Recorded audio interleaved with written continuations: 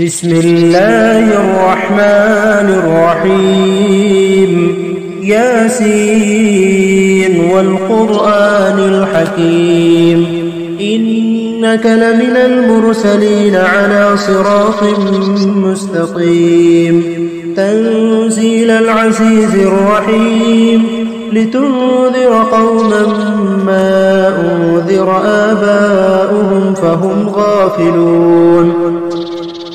لقد حق القول على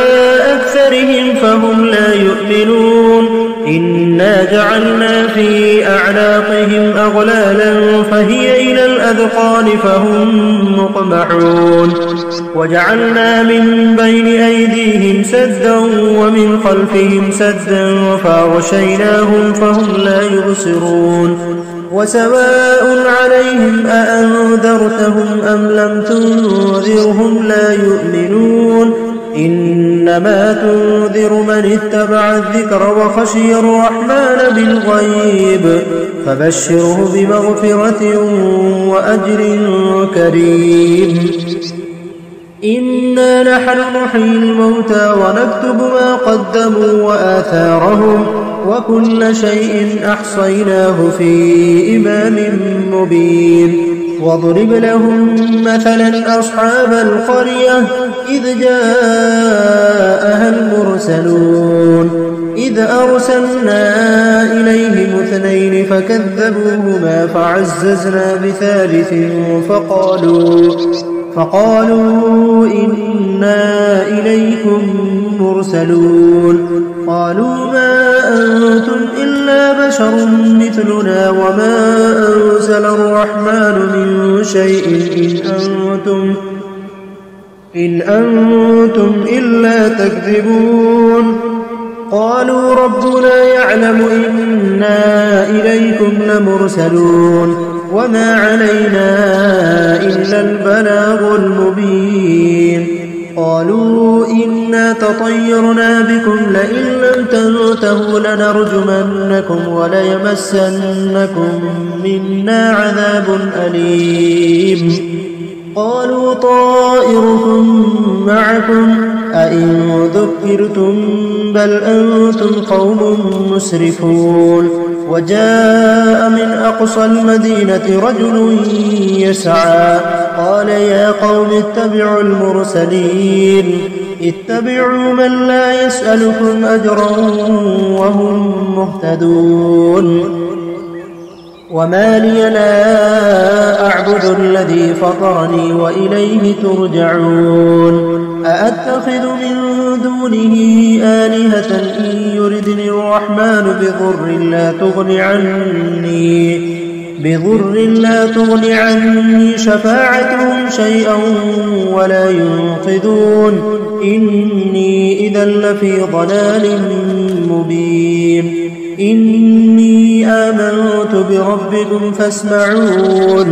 قيل ادخل الجنة قال يا ليت قومي يعلمون بما غفر لي ربي وجعلني من المكرمين وما أنزلنا على قومه من بعده من جود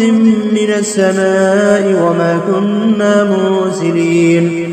إن كانت إلا صيحة واحدة فإذا هم خامدون يا حسرة على العباد ما يأتيهم من رسول إلا كانوا به يستهزئون ألم يروا كم أهلكنا قبلهم من القرون أنهم إليهم لا يرجعون وإن كل لما جميع لدينا محضرون وآية لهم الأرض الميتة وحييناها وأخرجنا منها حبا فمنه يأكلون وجعلنا فيها جنات من نخيل وأعناب وفجرنا فيها من العيون ليأكلوا من ثمره وما عملته أيديهم أفلا يشكرون سبحان الذي خلق الأزواج كلها مما تنبت الأرض ومن أنفسهم ومما لا يعلمون وآية لهم الليل نسلخ منه النهار فإذا هم مظلمون والشمس تجري لمستقر لها ذلك تقدير العزيز العليم والقمر قدرناه منازل حتى عاد كالعرجون القديم لا الشمس ينبغي لها أن تدرك القمر ولا الليل سابق النهار وكل في فلك يسبحون وآية لهم أنا حملنا ذريتهم في الفلك المشحون وخلقنا لهم من مثله ما يركبون وإن نشأ نغرقهم فلا صريخ لهم ولا هم ينقذون إلا رحمة منا ومتاعا إلى حين وإذا قيل لهم اتقوا ما بين أيديكم وما خلفكم لعلكم ترحمون وما تأتيهم من آية من آيات ربهم إلا كانوا عنها معرضين وإذا قيل لهم أنفقوا مما رزقكم الله قال الذين كفروا للذين آمنوا أنطعم من لو يشاء الله أطعمه إن أنتم إلا في ضلال مبين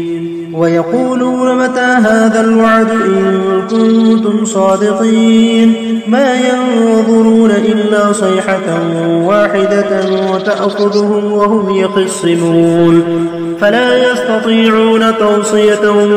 ولا إلى أهلهم يرجعون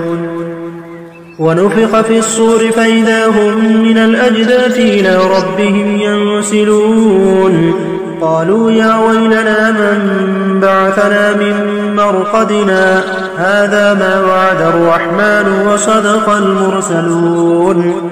إن كانت إلا صيحة واحدة فإذا هم جميع لدينا محضرون فاليوم لا تظلم نفس شيئا ولا تجزون إلا ما كنتم تعملون إن أصحاب الجنة اليوم في شغل فاكهون هم وأزواجهم في ظلال على الأرائك متكئون لهم فيها فاكهة ولهم ما يدعون سلام قولا من رب رحيم وامتازوا اليوم أيها المجرمون ألم عاهد إليكم يا بني آدم ألا تعبدوا الشيطان إنه لكم عدو مبين وأن اعبدوني هذا صراط مستقيم ولقد أضل منكم جبلا كثيرا أفلم تكونوا تعقلون هذه جهنم التي كنتم توعدون اصلوها اليوم بما كنتم تكفرون اليوم نختم على أفواههم وتكلمنا أيديهم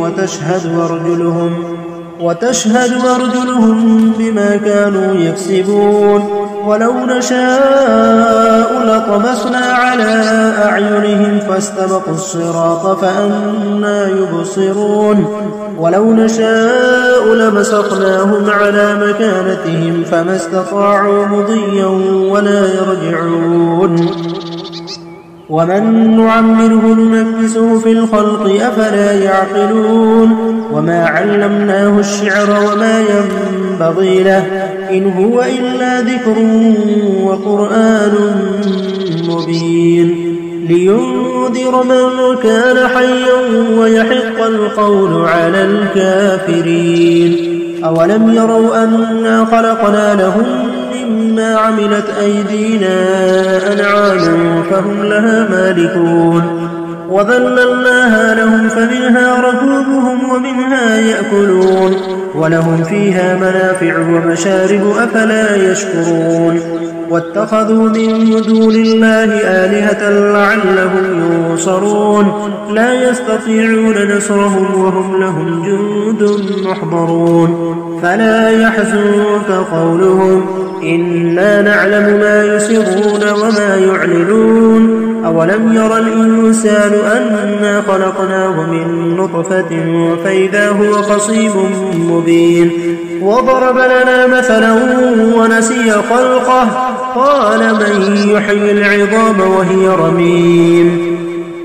قل يحييها الذي أنشأها أول مرة وهو بكل خلق عليم الذي جعل لكم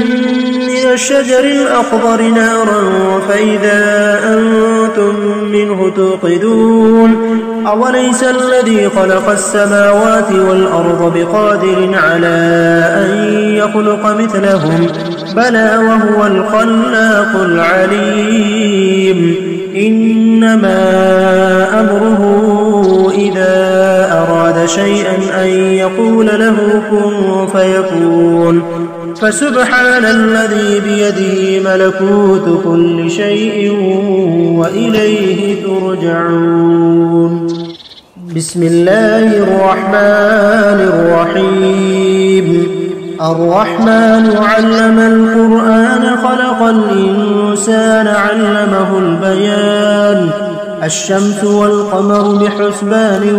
والنجم والشجر يسجدان والسماء رفعها ووضع الميزان ألا تطغوا في الميزان وأقيموا الوزن بالقسط ولا تخسروا الميزان والأرض وضعها للأنام فيها فاكهة والنخل ذات الأكمام والحب ذو العصف والريحان فبأي آلاء ربكما تكذبان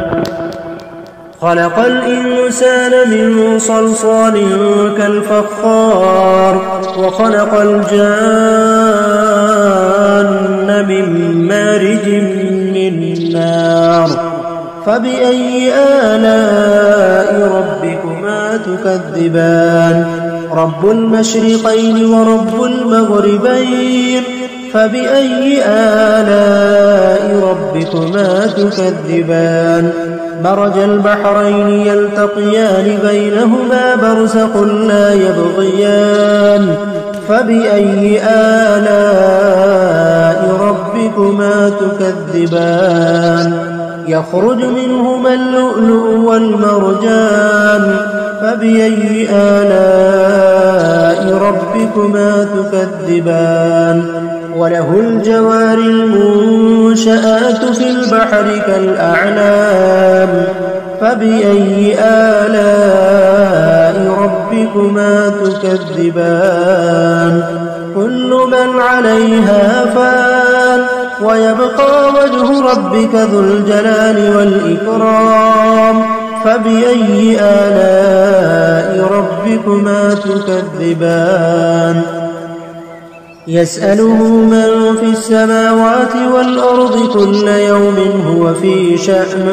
فبأي آلاء ربكما تكذبان سنفرغ لكم أيها الثقلان فبأي آلاء ربكما تكذبان يا معشر الجن والإنس إن استطعتم أن تنفذوا من أقطار السماوات والأرض فانفذوا لا تنفذون إلا بسلطان فبأي آلاء ربكما تكذبان يرسل عليكما شواظ من نار ونحاس فلا تنتصران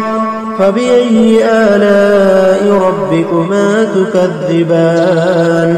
فإذا انشقت السماء فكانت وردة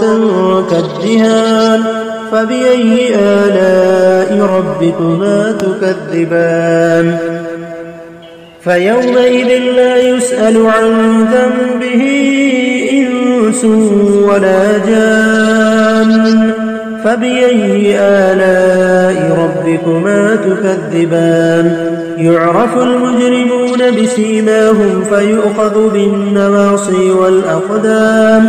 فبأي آلاء ربكما تكذبان هذه جهنم التي يكذب بها المجرمون يطوفون بينها وبين حميم آن فبأي آلاء ربكما تكذبان ولمن خاف مقام ربه جنتان فبأي آلاء ربكما تكذبان ذواتا أفنان فبأي آلاء ربكما تكذبان فيهما عينان تجريان فبأي آلاء ربكما تكذبان فيهما من كل فاكهة زوجان فبأي آلاء ربكما تكذبان متكئين على فرش بطائنها من استبرق وجنى الجنتين دان فبأي آلاء ربكما تكذبان فيهن قاصرات الطرف لم يطمثهن إنس قبلهم ولا جان فبأي آلاء ربكما تكذبان كأنهن الياقوت والمرجان فبأي آلاء ربكما تكذبان هل جزاء الإحسان إلا الإحسان فبأي آلاء ربكما تكذبان ومن دونهما جنتان فبأي آلاء ربكما تكذبان مدهامتان فبأي آلاء ربكما تكذبان فيهما عينان نضاختان فبأي آلاء ربكما تكذبان فيهما فاكهة ونخل ورمان فبأي آلاء ربكما تكذبان فيهن خيرات حسان فبأي آلاء ربكما تكذبان حور مقصورات في الخيام فبأي آلاء ربكما تكذبان لم يطمثهن إنس قبلهم ولا جان فبأي آلاء ربكما تكذبان متكئين على رفرف خضر وعبقري حسان فبأي آلاء ربكما تكذبان تبارك اسم ربك ذي الجلال والإكرام بسم الله الرحمن الرحيم إذا وقعت الواقعة ليس لوقعتها كاذبة خافضة رافعة إذا رجت الأرض رجا وبست الجبال بسا فكانت هباء منبثا وكنتم أزواجا ثلاثة فأصحاب الميمنة ما أصحاب الميمنة وأصحاب المشأمة ما أصحاب المشأمة والسابقون السابقون أولئك المقربون في جنات النعيم ثلة من الأولين وقليل من الآخرين على سرر موضونة متكئين عليها متقابلين يطوف عليهم ولدان مخلدون بأكواب وأباريق وكأس من معين لا يصدعون عنها ولا ينزفون وفاكهة مما يتخيرون ولحم طير مما يشتهون وحور عين كأمثال اللؤلؤ المكنون جزاء بما كانوا يعملون لا يسمعون فيها لغوا ولا تأثيما إلا قيلا سلاما سلاما وأصحاب اليمين ما أصحاب اليمين في سدر مخضود وطلح منضود وظل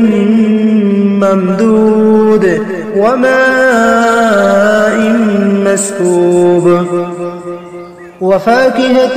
كثيرة لا مقطوعة ولا ممنوعة وفرش مرفوعة إنا أنشأناهن إنشاء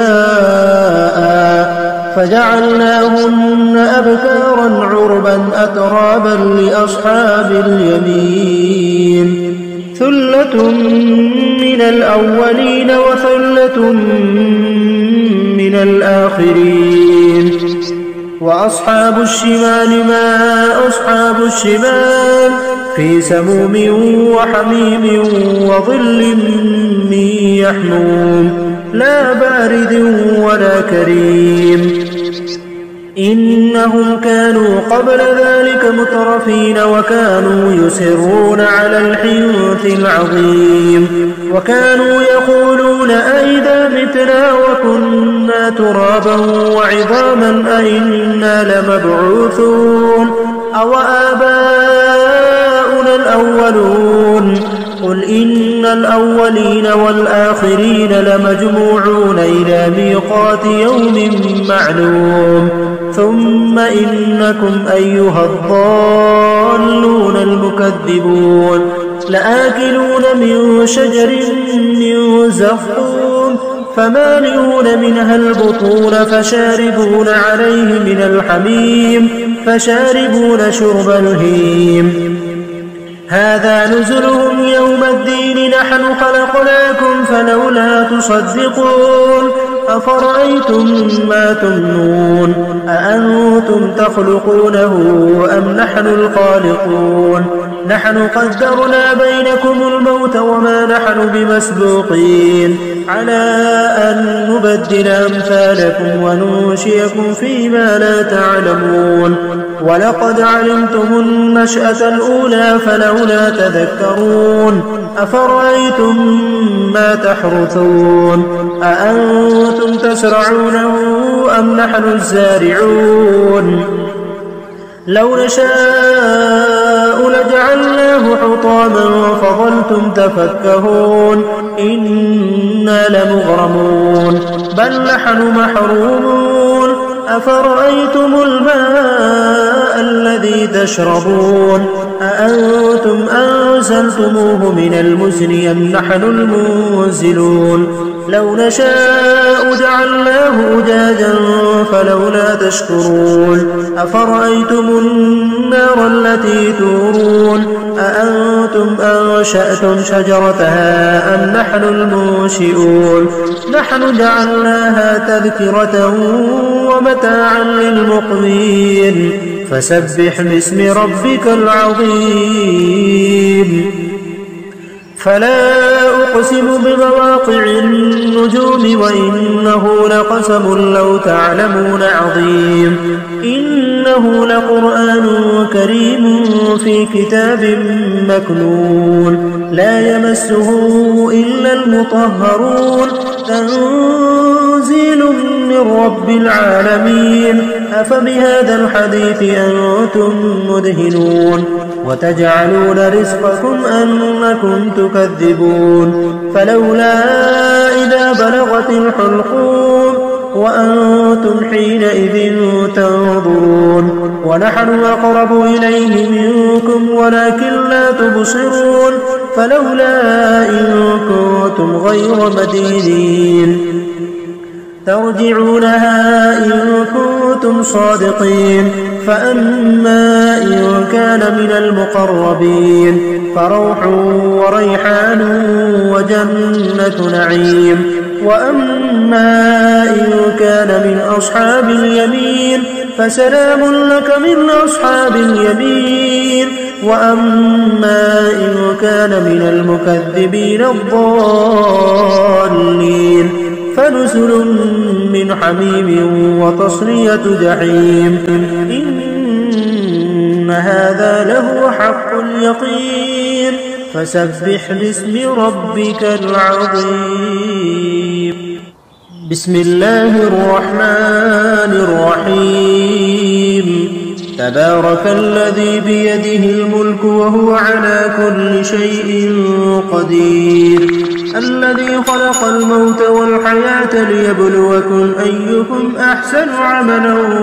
وهو العزيز الغفور. الذي خلق 7 سماوات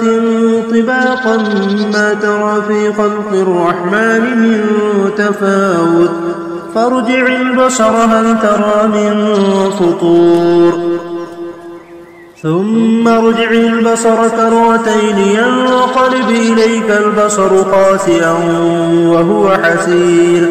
ولقد زينا السماء الدنيا بمصابيح وجعلناها رجوما للشياطين وأعتدنا لهم عذاب السعير. وللذين كفروا بربهم عذاب جهنم وبئس المصير. إذا ألقوا فيها سمعوا لها شهيقا وهي تفور تكاد تميز من الغيظ. كلما ألقي فيها فوج سألهم خزنتها ألم يأتكم نذير قالوا بلى قد جاءنا نذير فكذبنا وقلنا ما نزل الله من شيء إن أنتم إلا في ضلال كبير. وقالوا لو كنا نسمع أو نعقل ما كنا في أصحاب السعير. فاعترفوا بذنبهم فسحقا لأصحاب السعير. إن الذين يخشون ربهم بالغيب لهم مغفرة وأجر كبير. وأسروا قولكم أو اجهروا به إنه عليم بذات الصدور. ألا يعلم من خلق وهو اللطيف الخبير. هو الذي جعل لكم الأرض ذلولا فامشوا في مناكبها وكلوا من رزقه وإليه النشور. أأمنتم ما في السماء أن يخسف بكم الأرض فإذا هي تمور أم أمنتم من في السماء أن يرسل عليكم حاصبا فستعلمون كيف نذير. ولقد كذب الذين من قبلهم فكيف كان نكير. أولم يروا إلى الطير فوقهم صافات ويقبضن ما يمسكهن إلا الرحمن إنه بكل شيء بصير. أمن هذا الذي هو جود لكم ينصركم من دون الرحمن إن الكافرون إلا في غرور. أمن هذا الذي يرزقكم إن أمسك رزقه بل لجوا في عتو ونفور. أفمن يمشي مكبا على وجهه أهدى أمن يمشي سويا على صراط مستقيم. قل هو الذي أنشأكم وجعل لكم السمع والأبصار والأفئدة قليلا ما تشكرون. قل هو الذي ذرأكم في الأرض وإليه تحشرون. ويقولون متى هذا الوعد إن كنتم صادقين. قل إنما العلم عند الله وإنما أنا نذير مبين. فلما رأوا زلفة سيئت وجوه الذين كفروا وقيل هذا الذي كنتم به تدعون. قل أرأيتم إن أهلكني الله ومن معي أو رحمنا فمن يجير الكافرين من عذاب أليم. قل هو الرحمن آمنا به وعليه توكلنا فستعلمون من هو في ضلال مبين قل أرأيتم إن أصبح ماؤكم غورا فمن يأتيكم بماء معين